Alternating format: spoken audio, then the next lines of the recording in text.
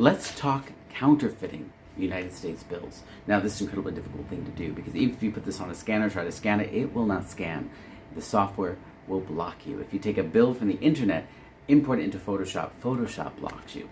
Even if you manage to get that far, just finding the right paper that matches with the United States currency, incredibly difficult. And getting caught with the paper itself, well, you could face some pretty hefty fines. However, there are some loopholes. Let me show you those loopholes right now.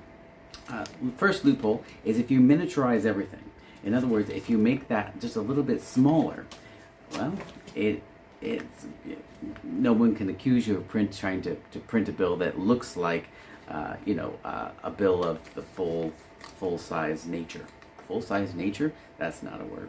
So that's the first thing, number one. First things number two is when you actually do end up putting the ink on there like this, you'll notice that this doesn't really look much like that. I mean, they do look similar, but this is obviously bigger. This is obviously more of a toy or a novelty. In fact, even when it's full size or opened up to its full glory, it's still obviously smaller. It'd be merely impossible to spend this if you got caught within your pocket. No one's going to accuse you of counterfeiting that. Here, hold on to that for just a second. You can feel the paper feels pretty good. This is incredibly small, but when you do want to spend it and pass it off as a real note, you'll notice that that is now full size. Yes, and it also matches the bill that you're holding. So the paper feels about the same, the size feels about the same. In fact, you check it out, you hold it.